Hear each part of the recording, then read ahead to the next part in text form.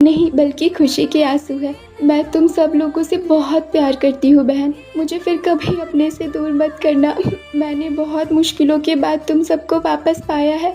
अब मैं तुम लोगों को दोबारा कभी नहीं खोना चाहती। बुलबुल, मैंने अपना वादा निभा दिया। चंपाकली अब अपने घर पर पहुंच गई है। मैंने अपनी सारी जिम्मेदारियां पूरी कर दी है। चंपाकली को उसकी माँ के पास वापस पहुंचा दिया है। अब चंपाकली को शायद इस विक्रम की कभी जरूरत नहीं पड़ेगी। समझी? अब कभी जरूरत नहीं पड़ेगी। हाँ, अब शायद यहाँ मेरी कोई जरूरत नहीं है। अब मैं चलता हूँ। बुलबुल, तुम चंपाकली के पास ही रहना। अरे विक्रम बेटा, तुम चुपचाप बिना कुछ कहे कहाँ जा रहे हो? इधर आओ तो। नहीं, मतलब माताजी, आप लोग तो इतने दिनों बाद चंपाकली से मिले हैं, तो मैं आपके इस भावुक पल को बीच में आकर खराब नहीं करना चाहता था। और फिर मेरी सारी जिम्मेदारी पूरी हो चुकी है। मैंने आपकी चंपाकली को आपके पास वापस पहुंचा दिया है। इसलिए अब मुझे लगा कि यहाँ रुकने की कोई जरूरत नहीं है और कोई बात नहीं है। सुनो तो इस पागल लड़के की बातें। क्या तुम्हें लगता है कि मैं इतनी स्वार्थी हूँ कि बेटी को पाकर इस बेटे को भूल जाऊंगी? नहीं बेटा, ऐसा बिल्कुल नहीं है। मैं इतनी स्वार्थी नहीं हूँ। तुम भी तो मेरे एक बेटे जैसे ही हो। क्या आप सच कह रही हैं माताजी? हाँ बेटा विक्रम, मैं सच कह रही हूँ। अगर तुम नहीं होते तो क्या मैं आज अपनी बेटी को अपने पास देख पाती? देखना तो दूर, मैं कभी अपनी चंपाकली के बारे में जान भी नहीं पाती।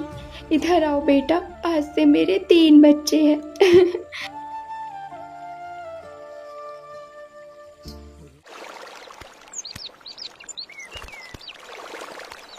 विक्रम बेटा, मैं जीवन भर तुम्हारी ऋणी रहूंगी। तुम्हारे माता पिता सचमुच बहुत भाग्यशाली है, वरना तुम्हारे जैसा साहसी, दयालु और परोपकारी बेटा भला किसे मिलता है।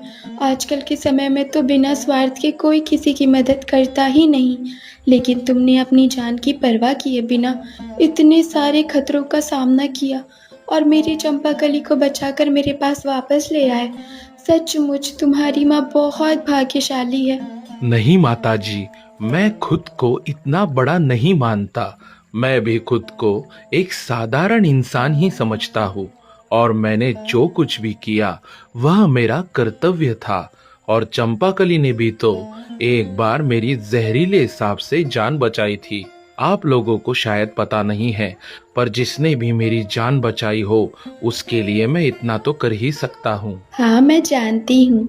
तुम तो इतने दिनों से मेरे पास रहकर वही एहसान चुका रहे थे। मैं सब समझ रही हूँ। अरे देखो तो, ये पगली फिर से शुरू हो गई। ऐसी बात बिल्कुल नहीं है चंपाकली। मैंने तुम्हें अपना दोस्त मानकर तुम्हारी मदद करने की जिम्मेदारी ली थी और आज मैंने वह जिम्मेदारी पूरी कर दी।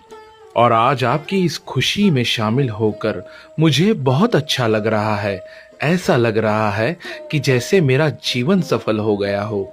रास्ता बहुत कठिन था, लेकिन कहते हैं ना, जिसका अंत अच्छा हो उसका सब कुछ अच्छा होता है। और इस कठिन रास्ते में मेरा बुलबुल ने बहुत साथ दिया।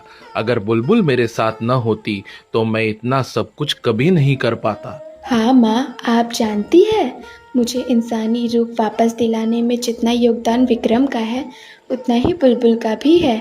बुलबुल हमेशा हर समस्या का समाधान लेकर आती थी और विक्रम उन सभी कामों को पूरा करने में मदद करता था। दोस्त बुलबुल, इतना सब करने के लिए तुम्हारा बहुत बहुत धन्यवाद।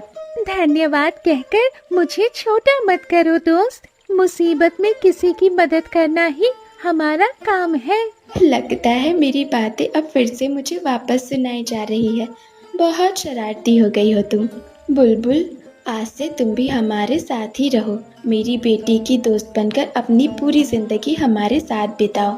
मुसीबत आने पर तुम चंपाकली को सावधान कर सकोगी। मैं जानती हूँ कि तुम चंपाकली की सच्ची दोस्त हो। अगर कभी उस पर कोई मुसीबत आएगी तो तुम जरूर उसकी मदद करोगी। हाँ माताजी, मैं भी यही चाहती हूँ। इस बारे में मेरी और चंपाकली की बहुत पहले ही बात हो चुकी है। हमने तय किया था कि इंसानी रूप वापस मिलने के बाद मैं हमेशा उसके साथ ही रहूंगी। लेकिन एक समस्या है, काका तो मुझे बिल्कुल पसंद नहीं करते। अगर उन्होंने अनुमति नहीं दी तो मैं यहाँ कैसे रह पाऊंगी।